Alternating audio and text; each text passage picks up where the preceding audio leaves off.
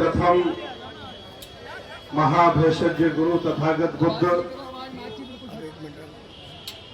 हक वंचित असहाय कमजोर बहुजन समाज में जन्मे सभी संतों गुरुओं महापुरुषों को नमन करता हुआ हम सबके मसीहा संविधान निर्माता बाबा साहब डॉक्टर अंबेडकर तथागत बुद्ध की विचारधारा को पूरे भारत में पूरी दुनिया में ले जाने वाले सभी उन साहसी त्यागी परिश्रमी शीलवान बलवान लोगों को नमन करता हुआ आसपास से पधारे सभी जिंदा लोगों को बहुत बहुत धन्यवाद। आप लोग जिंदा लोगों की कैटेगरी में आते हो क्योंकि मुर्दा अपने घरों पर बैठे हैं और वो खाना खा करके सो रहे होंगे।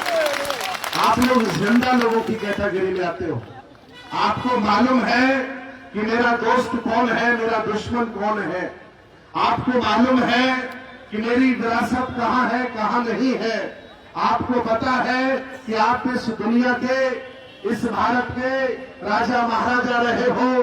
16 महाजनपद 10 गणराज्यों से आपका संबंध है। मैं आज बताना चाहता हूं इस ऐतिहासिक आंदोलन के मौके पर कि शेड्यूल कास्ट में जितनी भी जातियां हैं इस देश भारत में सभी कभी न कभी शासक रही हैं। ओबीसी में जितनी भी जातियां हैं उनका भी इतिहास बताता है, वो भी कभी न कभी शासक रही हैं। हम सब लोग पुराने शासक हैं, पुराने राजा महाराजा हैं। ये देश बनाया हमने है, ये देश चलाया हमने है, इस देश को बेहतर बनाया हमने है। इस शहर का नाम है, इस जिले का नाम है बदायूं। मैं स्पष्ट बता देना चाहता हूं, यहाँ बुद्ध आए थे इसीलिए इसका नाम बदायूं पड़ा है। यहाँ बुद्ध आए थे इसीलिए इसका नाम बदायूं पड़ा है। बगल में चले जाइए, रामनगर है, अहछत्रा है। मैं कह सकता हूं पूरे उत्तर प्रदेश की सबसे बड़ी बौद्ध विरासत है। बगल में मझिया है, सम्राट अशोक जिसे कोई कुंड कहता है, मैं तो उसे बौद्ध मठ कहता हूं। वो बौद्ध मठ है और पिछले 20 वर्षों से बौद्धों के पास, बौद्ध भिक्षुओं के पास उसका ताला चाबी है। और अगर उसका विकास हुआ है तो बौद्धों के प्रयासों से विकास हुआ है। अगर किसी एमपी ने अगर 1 करोड़ रुपया लगाया है तो यहाँ के बौद्धों ने संघर्ष किया है। चाहे वो सांसद धर्मेंद्र यादव रहे हो, चाहे वो सांसद संघमित्रा रही हो, और आगे भी अगर कोई उसका विकास होगा तो इसलिए होगा कि वो बौद्धों का मान सम्मान है और वो बौद्ध स्थल है। मैं बताना चाहता हूं, आपने अगर कुरेदने का काम कर दिया है तो धीरे धीरे ये आवाम हमारी जाग जाएगी और हम लोग उस काम पर बहुत दिनों से संघर्ष कर रहे हैं। मुसलमानों के पास जितनी संपत्तियां हैं उन्हें वक्फ बोर्ड आपने बना के दे दिया। हिंदुओं के पास जितनी संपत्तियां हैं उनके 4 धाम, ज्योतिर्लिंग और बड़े बड़े मठ बनाकर उनके हाथों में आपने ले लिया। ईसाइयों के पास जितनी बड़ी बड़ी संपत्तियां हैं वो सब चर्चों के माध्यम से और मिशनरी स्कूलों के माध्यम से उन पर भी उन लोगों ने कब्जा कर लिया। लेकिन भारत में जितनी भी बौद्धों की संपत्ति है उसको भारतीय पुरातत्व सर्वेक्षण कब्जा करके एक सरकारी विभाग क्यों बैठा है। अगर सबके पास सबको सारी संपत्तियां दे दी गई तो ये भारत सरकार कब प्राचीन बौद्ध विरासत बोर्ड बनाकर उसका मालिक बौद्धों को बनाएगी और या फिर कब तक मूर्ख बनाएगी। ये चिंतन का विषय है। यह सभी पढ़े लिखे लोग भगवान बुद्ध की विचारधारा को जन जन तक पहुंचाने वाले लोग आए हैं। सबके पास संपत्तियां हैं, सबने कब्जा कर लिया है, लेकिन हमारी संपत्तियों पर भारतीय पुरातत्व सर्वेक्षण का कब्जा क्यों है? अज्ञानी होने की वजह से इन पढ़े लिखे लोगों ने गेम किया है, चालाकी की है, आपकी सारी विरासतों पर बलात् कब्जा कर लिया है।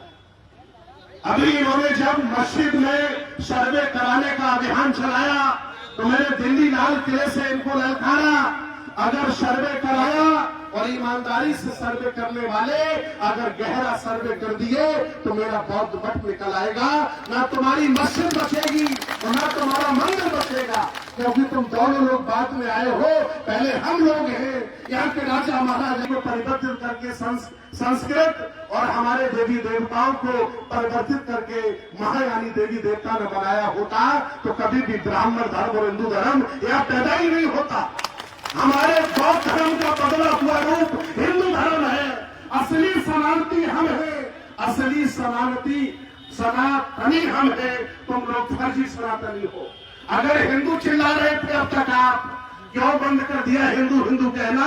क्योंकि सत्याग्रह प्रकाश लोगों ने पढ़ लिया, हिंदू का मतलब लोगों ने जान लिया है। अब ये सनातनी सनातनी चिल्ला रहे हैं। भगवान बुद्ध कहते हैं ऐस धर्मो सनातनो, भगवान बुद्ध का ही धर्म, प्रकृति का धर्म ही सनातन धर्म है। तो असली सनातनी कौन हुआ? हम लोग हुए असली सनातनी। ये फर्जी लोग हैं जिन्होंने साहित्य आपका चुराया, भाषा आपकी चुराई, मठ आपका चुराया, त्योहार आपका चुराया और आपका सब कुछ चुरा करके इन्होंने अपना ब्राह्मण धर्म बना करके। मैं बार बार कहता हूं इन लोगों से, क्यों भारत को हिंदू राष्ट्र बनाना चाहते हो? अगर बनाना है तो भारत के सभी लोगों को ब्राह्मण बना दो ना, मैं बनने के लिए तैयार हूं। बनाओ सबको ब्राह्मण, बनाओ सबको एगो पवित्र करो, जनेऊ पहनाओ, बनाओ सबको ब्राह्मण। क्यों सबको हिंदू बनाना चाहते हो? क्योंकि हिंदू बनाकर ब्राह्मण क्षत्रिय वैश्य शूद्र और सेवा करवाना चाहते हो, आप गुलामी करवाना चाहते हो। अब बाबा साहेब का साहित्य घर घर चला गया है, बुद्ध घर घर चले गए हैं। मैं धन्यवाद दूंगा अमेरिका का, व्हाट्सएप, फेसबुक, ट्विटर घर घर चला गया है। मेरी आवाम जाग गई है, वो जान गई है कि असली मालिक हम है, यह देश हमारा है, ये चोर है, लुटेरे हैं, इन्होंने चोरी की है। आज नहीं कल अगर हम सब कामयाब हो गए इस 100 करोड़ की आबादी को समझाने में, तो आपको वक्त नहीं लगेगा यहाँ से झूला उठा के भागने का। अभी भी मान जाओ, आर पार की लड़ाई लड़ो मत हमसे, अभी भी यहाँ रोटियां खाते रहो, पड़े रहो। लेकिन जिस दिन यहाँ 100 करोड़ की आबादी जाग गई, इस देश से भागने में आपको वक्त नहीं लगेगा। वो जानते को धीरे धीरे जानने लगे हैं कि असली राजा कौन है, असली शासक कौन है, ये देश किसका है, ये संस्कृति किसकी है, ये भारत किसका है, ये हमारा है, बहुतों का है। अगर हिम्मत है तो मैं चाहता हूं अभी मजिया देख दीजिए कप्तान को, अगर औकात हो कप्तान की तो बनते सुमित रतन को बिहार से निकाल के दिखा दे। मेरे कमजोर पढ़े लिखे कम बुजुर्ग बहुत भिक्षु थे और आप लाठी डंडा दिखाकर उन्हें बिहार से बाहर निकाल दिया। अगर है इनकी माया दूध पर आया तो चलो हम चलते हैं, अभी उसी को तो बिहार में प्रॉपर्टी है, ये मठ मेरा है, ये देश मेरा है और तुमने छीना है। हम लोगों को जितना समझाने में कामयाब हो गए कि तुम यहाँ के राजा महाराजा हो, इनकी औकात नहीं है कि कभी भी हमारे हक वंचित असहाय कमजोर लोगों को ये सताने का काम करें और कब्जा करने का काम करें। ये मामला अब धीरे धीरे बढ़ रहा है। मैंने कल हाई कोर्ट के वकीलों से बात की है। मैंने कहा बदायूं के एसपी को क्रिमिनल केस में लगाऊंगा और मुकदमा में ठोकूंगा। ये मामला बढ़ेगा। मैं हाई कोर्ट भी जा चुका हूं, सुप्रीम कोर्ट भी जा चुका हूं और इन जालिमों ने सुप्रीम कोर्ट में 1 लाख का जुर्माना भी मेरे ऊपर लगाया है। पता है कि नहीं आपको? पता है। मैं हाई कोर्ट में जा रहा हूं, यहाँ के डीएम को, एसएसपी को, दरोगा को, सीओ को पार्टी बनाऊंगा और उनके खिलाफ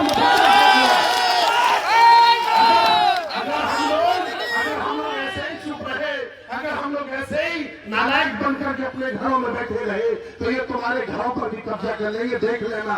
इसलिए ये इनका एग्जामिनेशन है, ये चेक आपको कर रहे हैं कि कितनी जान तुम में जिंदा है। और ये पता चल गया है कि बदायूं में लाखों लोग जिंदा है, अभी मरे नहीं। पार्टी बनाता हूं मैं, केस ठाकूंगा इनके खिलाफ, कप्तान पार्टी होगा, मुलजिम बनाऊंगा इन लोगों को कि 15-20 साल से मेरा कब्जा है। आपको मालूम है अगर किसी को किराए पर मकान दे दिया जाए तो उसको आप निकाल नहीं सकते हैं, वो भी मोहब्बत से निकाला जाता है। ये भारत का कानून कहता है। और ये लाठी डंडे के बल पर 25 साल से मेरे कब्जे के बिहार में हमें कैसे निकाल सकते हैं? इन पर मुकदमा बनता है।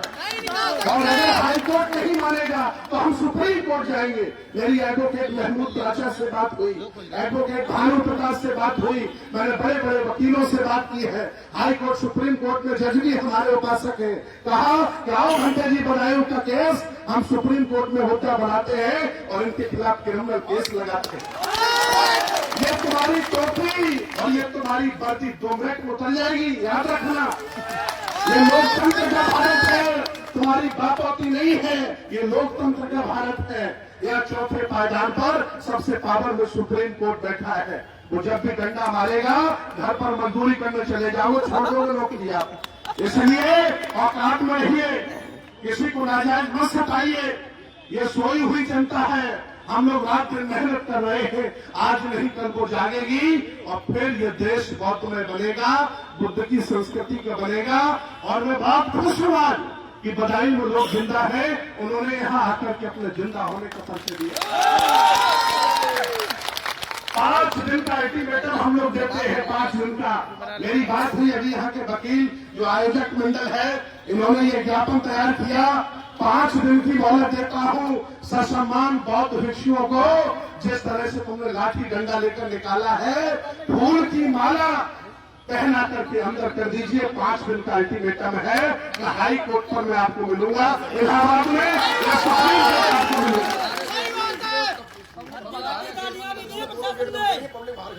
और तुमने जो गेट बंद कर दिए हैं, अगर हम इशारा कर दें तो गेट तोड़वा भी सकते हैं। अभी अगर हम इशारा कर दें तो ये लोग गेट तोड़ देंगे, फिर आप कहोगे कि गेट तोड़ा गया है। हम धर्मगुरु हैं, ये हमारे अनुयायी लोग हैं, इसीलिए गेट खुलवा दीजिए, बंद मत करिए, इसीलिए गेट खुलवा दीजिए। और इतना ही नहीं, मैं आज आपको बता दूं, अकेला मझिया सम्राट अशोक का बुद्ध विहार नहीं है। ये लोग अपने मंदिर ढूंढ रहे हैं, ये लोग अपनी मस्जिदें ढूंढ रहे हैं। मैं आप लोगों से पूछता हूं कि सम्राट अशोक ने 84,000 बुद्ध विहार बनाए, तो कहां गए? कोई बताएगा? 84,000 बुद्ध विहार भगवान बाबा साहब सम्राट अशोक ने जो बनवाए थे, कहां है? उन सभी पर कब्जा कर लिया। मेरे भाइयों, मेरे उपासकों, मैं आपको बताता हूं, ये तिरुपति बालाजी, ये बद्रीनाथ, केदारनाथ, अयोध्या, मथुरा, ये सभी बौद्ध मठ थे। इन पर इन लोगों ने बलात् कब्जा कर लिया है। इसलिए कर लिया है कि तुम अनुयायी उनके खाने पीने के चक्कर में पड़े हो, भूल गए हो दोस्त उत्कुल कौन है तुम्हारा। इतनी बड़ी संस्कृति, इतना बड़ा दर्शन, इतना बड़ा साम्राज्य, सम्राट महापद्मनंद से लेकर और सम्राट हर्षवर्धन तक, यहाँ 1250 साल बुद्ध की संस्कृति का शासन रहा। 84,000 सम्राट अशोक ने बुद्ध विहार बनवाए।